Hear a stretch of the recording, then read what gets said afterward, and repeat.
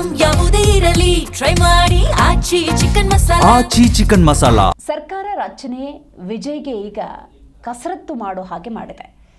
118 ಶಾಸಕರ ಸಹಿತನಿ ಆಮೇಲೆ ನೋಡೋಣ ಅಂತ ಗವರ್ನರ್ ಹೇಳಿದ್ದಾರೆ. ಈಗಾಗಲೇ ಟಿವಿಗೆ ಅಭೂತಪೂರ್ವವಾದಂಥ ಯಶಸ್ಸನ್ನು ಪಡೆದುಕೊಂಡಿದೆ. ಆದರೆ ಇನ್ನೂ 10 ಸೀಟುಗಳ ಕೊರತೆ ಉಂಟಾಗಿದೆ.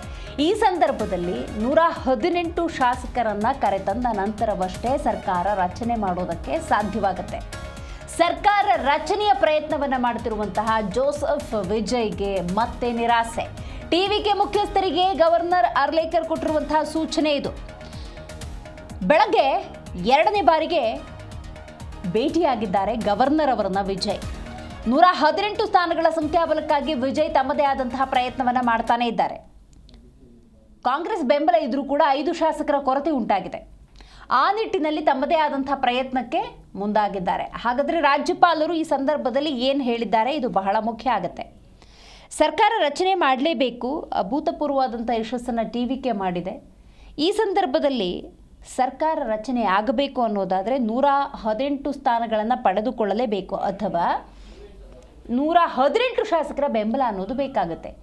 ಈ ನಿಟ್ಟಿನಲ್ಲಿ ನಾವು ನೋಡ್ತಾ ಹೋಗೋದಾದರೆ ಇರುವಂತಹ ಸಂವಿಧಾನಾತ್ಮಕ ಕಾನೂನುಗಳನ್ನು ಬ್ರೇಕ್ ಮಾಡೋದಕ್ಕೆ ಅಸಾಧ್ಯ.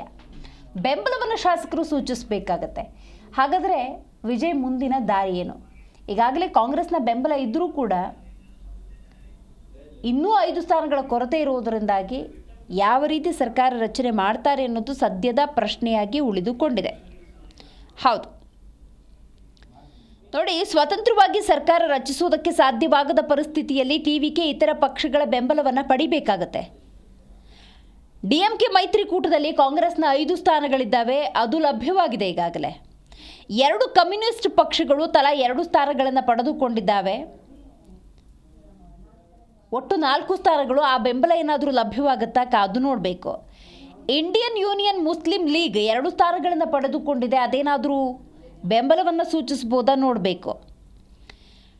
ಹಾಗಾಗಿ ಒಂದಷ್ಟು ಕುತೂಹಲ ಇದೆ, ಯಾವ ರೀತಿ ಒಂದು ಬೆಳವಣಿಗೆಗಳು ನಡೆಯಬಹುದು ಅಂತ. ರಾಜ್ಯಪಾಲರು ಈಗಾಗಲೇ ಸ್ಪಷ್ಟಪಡಿಸಿದ್ದಾರೆ. ಹಾಗಾಗಿ ಮುಂದಿನ ಹಾದಿ ಏನು ಅಂತ. ಬಹುಮತ ಸಿಗದೆ ಹೋದರೆ ಏನಾಗುತ್ತೆ? ಈ ಪ್ರಶ್ನೆ ಖಂಡಿತವಾಗ್ಲೂ ಇದ್ದೇ ಇರುತ್ತೆ. ವಿಜಯ್ ಪಕ್ಷ ಬಹುಮತ ಸಾಬೀತುಪಡಿಸೋದಕ್ಕೆ ವಿಫಲವಾದರೆ ರಾಜ್ಯಪಾಲರು ಮುಂದಿನ ಅತಿ ಹೆಚ್ಚು ಸ್ಥಾನಗಳನ್ನು ಹೊಂದಿರುವಂತಹ ಡಿಎಂಕೆಯನ್ನು ಸರ್ಕಾರ ರಚಿಸೋದಕ್ಕೆ ಆಹ್ವಾನ ಮಾಡ್ತಾರೆ. ಅವರು ಕೂಡ ಬಹುಮತವನ್ನು ಸಾಬೀತುಪಡಿಸಬೇಕಾಗತ್ತೆ. ಸಾಬೀತುಪಡಿಸೋದಕ್ಕೆ ವಿಫಲ ಆದರೆ ತಮಿಳುನಾಡಿನಲ್ಲಿ ರಾಜ್ಯಪಾಲರ ಆಳ್ವಿಕೆ ಬಂದುಬಿಡತ್ತೆ. ಮುಂದಿನ 6 ತಿಂಗಳ ಒಳಗೆ ಮತ್ತೆ ವಿಧಾನಸಭಾ ಚುನಾವಣೆ ನಡೆಯುತ್ತೆ. ಇದನ್ನು ನಾವು ಅರ್ಥ ಮಾಡ್ಕೋಬೇಕು. ಎಂಥ ಅಡಕತ್ರಿಯಲ್ಲಿ ಟಿವಿಕೆ ಸಿಕ್ಕಾಕೊಂಡಿದೆ ಅಂತ ಹೇಳಿ. ನೋಡಿ, 118 ಶಾಸಕರನ್ನು ಕರೆತರಲೇಬೇಕು. 118 ಶಾಸಕರ ಬೆಂಬಲ ಅನ್ನೋದಿದ್ದರೆ ಸರ್ಕಾರ ರಚನೆ ಅನ್ನೋದು ಸಾಧ್ಯವಾಗುತ್ತೆ. ಅದನ್ನೇ ಈಗ ರಾಜ್ಯಪಾಲರು ಹೇಳಿರುವಂಥದ್ದು. ಆಗ ಟಿವಿಗೆ 118 ಶಾಸಕರ ಸಹಿಯನ್ನು ಹೊಂದಿರುವಂತಹ ಪತ್ರವನ್ನು ರಾಜ್ಯಪಾಲರಿಗೆ ಒಪ್ಪಿಸಿದ ನಂತರದ ಸಂದರ್ಭದಲ್ಲಿ ಸರ್ಕಾರ ರಚನೆಗೆ ಅವಕಾಶ ಸಿಗುತ್ತೆ. ಈಗ ಅದು ಸಾಧ್ಯವೇ ಆಗಲಿಲ್ಲ ಅಂದ ಸಂದರ್ಭದಲ್ಲಿ ಏನಾಗುತ್ತೆ ಮುಂದೆ? ಸಹಜವಾಗಿ ನಿಮಗೆ ಕುತೂಹಲ ಇರುತ್ತೆ. ರಾಜ್ಯಪಾಲರು ಟಿವಿಕೆ ನಂತರದ ಸ್ಥಾನದಲ್ಲಿ ಯಾರಿದ್ದಾರೆ ಅಂದರೆ ಡಿಎಂಕೆ, ಅವರಿಗೆ ಅವಕಾಶವನ್ನು ಕಲ್ಪಿಸ್ಕೊಡ್ತಾರೆ. ನೀವು ಬಹುಮತವನ್ನು ಸಾಬೀತುಪಡಿಸಿ 118 ಶಾಸಕರ ಬೆಂಬಲವನ್ನು ಸೂಚಿಸಿ ನಿಮಗೆ ಅವಕಾಶ ಇದೆ ಅಂತ. ಅವ್ರಿಗೂ ಸಾಧ್ಯ ಆಗಿಲ್ಲ ಅಂತ ಹೇಳಿದ್ರೆ ಮುಂದೇನಾಗುತ್ತೆ? ತಮಿಳುನಾಡಿನಲ್ಲಿ ರಾಜ್ಯಪಾಲರ ಆಳ್ವಿಕೆ ಬರುತ್ತೆ ಅಂತ ಒಂದು ಸಿಚುವೇಶನ್ ಇದೆ. ಇದರ ನಡುವೆ AIADMKಯ ನಿಲುವೇನಾಗಿದೆ, ಇದನ್ನು ನಾವು ಗಮನಿಸಬೇಕಾಗತ್ತೆ. ನೋಡಿ, ಇಲ್ಲಿ AIADMKಯಲ್ಲಿ ಒಂದಷ್ಟು ಜನ ಅಥವಾ ಶಾಸಕರು ಟಿವಿಕೆಗೆ ಬೆಂಬಲ ಕೊಡೋಣ ಅನ್ನುವಂಥ ಅಭಿಪ್ರಾಯವನ್ನು ವ್ಯಕ್ತಪಡಿಸಿದ್ದಾರೆ. ಎಡಪ್ಪಾಡಿ ಪಳನಿಸ್ವಾಮಿ ಈಗಾಗಲೇ ಏನು ಹೇಳಿದ್ದಾರೆ? No, it is not possible, ಖಂಡಿತವಾಗ್ಲೂ ನಾವು ಬೆಂಬಲವನ್ನು ಸೂಚಿಸುವುದಕ್ಕೆ ಸಾಧ್ಯವಿಲ್ಲ ಅಂತ ಹೇಳಿದ್ದಾರೆ. ಹಾಗಾಗಿ ತಮ್ಮ ಶಾಸಕರನ್ನು ಉಳಿಸ್ಕೊಳ್ಳುವಂಥ ನಿಟ್ಟಿನಲ್ಲಿ ರೆಸಾರ್ಟ್ ರಾಜಕೀಯ AIDMK ಕಡೆಯಿಂದ ಕೂಡ ನಡೀತಾ ಇದೆ. ಸೊ ಇಂಥ ಒಂದು ಸಂದಿಗ್ಧತೆ, ಅತಂತ್ರ ಸ್ಥಿತಿ ತಮಿಳುನಾಡಿನಲ್ಲಿ ನಿರ್ಮಾಣವಾಗಿದೆ. ಸೊ ಹಾಗಾಗಿ ಮುಂದಿನ ನಡೆ ಏನಾಗಿರಬಹುದು ಅನ್ನುವಂಥ ಕುತೂಹಲ ಖಂಡಿತವಾಗ್ಲೂ ಇದ್ದೇ ಇದೆ. ಟಿವಿಕೆ ಪಕ್ಷದ ಬೆಂಬಲ ನೀಡುವುದಿಲ್ಲವೆಂದು AIDMK ಈಗಾಗಲೇ ಹೇಳಿರೋದ್ರಿಂದಾಗಿ, ಅಂದರೆ ಟಿವಿಕೆ ಸರ್ಕಾರ ರಚನೆಗೆ ತನ್ನದೇ ಆದಂಥ ಕಸರತ್ತನ್ನು ಮಾಡ್ತಿರುವಂಥ ಸಂದರ್ಭದಲ್ಲಿ AIDMK ತನ್ನ ನಿಲುವನ್ನು ಈಗಾಗಲೇ ಸ್ಪಷ್ಟಪಡಿಸಿದೆ. ಈಗ ರಾಜ್ಯಪಾಲರ ಭೇಟಿಗೆ ಎಡಪ್ಪಾಡಿ ಪಳನಿಸ್ವಾಮಿ ಕೂಡ ಸಮಯವನ್ನು ಕೇಳಿದ್ದಾರೆ. ಇನ್ನೇನು ಕೆಲವೇ ಕ್ಷಣಗಳಲ್ಲಿ ಗವರ್ನರ್ ಭೇಟಿ ಆಗ್ತಾರೆ. 25 ಶಾಸಕರನ್ನು AIADMK ಈಗಾಗಲೇ ರೆಸಾರ್ಟಿಗೆ ಕಳಿಸಿದೆ. ಕಾರಣ ತನ್ನ ಶಾಸಕರನ್ನು ಉಳಿಸ್ಕೊಳ್ಳೋದಕ್ಕೆ. ಹಾಗಾಗಿ ನಿಮಗೊಂದು ಸ್ಪಷ್ಟತೆ ಏನು ಸಿಗ್ತಾ ಇದೆ ಅಂತ ಹೇಳಿದ್ರೆ AIADMKಲಿ ಬಣಗಳಾಗಿದ್ದಾವೆ.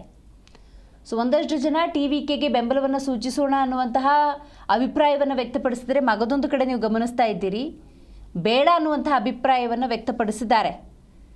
ಸೊ ಹಾಗಾಗಿ AIADMK ತನ್ನ ಶಾಸಕರನ್ನು AIADMKಯಲ್ಲೇ ಉಳಿಸ್ಕೋಬೇಕು. TVKಗೆ ಬೆಂಬಲ ಸೂಚಿಸದ ನಿರ್ಧಾರವನ್ನು ತೆಗೆದುಕೊಂಡಿರುವುದರಿಂದಾಗಿ ಆ ನಿರ್ಧಾರಕ್ಕೆ ಬದ್ಧರಾಗಿರಬೇಕು. ಆ ನಿಟ್ಟಿನಲ್ಲಿ ರೆಸಾರ್ಟ್ ರಾಜಕೀಯ ಅನ್ನೋದು ಆರಂಭ ಆಗಿದೆ.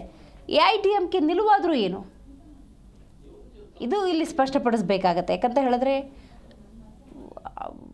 ಅಭೂತಪೂರ್ವವಾದಂಥ ಯಶಸ್ಸನ್ನು ಪಡೆದುಕೊಂಡಿರುವಂಥ TVK ಸರ್ಕಾರ ರಚನೆ ಮಾಡಬಾರ್ದು ಅನ್ನೋದೇ ಹಾಗಾದರೆ AIADMK ಅಜೆಂಡಾನ?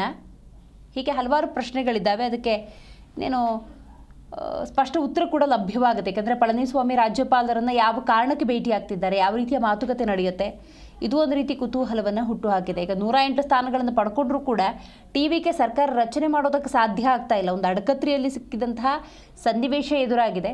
ಇಂತಹ ಸಂದರ್ಭದಲ್ಲಿ ಕಾಂಗ್ರೆಸ್ನ ಬೆಂಬಲ ಇದ್ದರೂ ಕೂಡ ಸರ್ಕಾರ ರಚನೆಗೆ ಇನ್ನೂ 5 ಸ್ಥಾನಗಳು ಬೇಕಾಗಿದೆ. ಹಾಗಾಗಿ ಆ 5 ಶಾಸಕರು ಯಾರು, 5 ಶಾಸಕರ ಬೆಂಬಲ ಯಾವ ಕಡೆಯಿಂದ ಸಿಗುತ್ತೆ, ಸರ್ಕಾರ ರಚನೆ ಮಾಡೋದಕ್ಕೆ ಸಾಧ್ಯವಾಗುತ್ತಾ ಇಲ್ವಾ, ಹೀಗೆ ಹಲವಾರು ಪ್ರಶ್ನೆಗಳಿದ್ದಾವೆ. ಬಟ್ ಈಗಾಗಲೇ ನಿನ್ನೆ 2 ವಾರಗಳ ಕಾಲಾವಕಾಶವನ್ನು ವಿಜಯ್ ಪಡ್ಕೊಂಡು ಬಂದಿದ್ದಾರೆ. ಸೊ ಆ ಕಾಲಾವಕಾಶ ಮುಗಿದ ನಂತರ ರಾಜ್ಯಪಾಲರು ತಮ್ಮ ನಿರ್ಧಾರವನ್ನು ಅನೌನ್ಸ್ ಮಾಡಲೇಬೇಕು. ಒಂದು ಸಂದಿಗ್ಧತೆ ಇದೆ. ಕಾಲವೇ ಇದಕ್ಕೆ ಉತ್ತರಿಸುತ್ತೆ.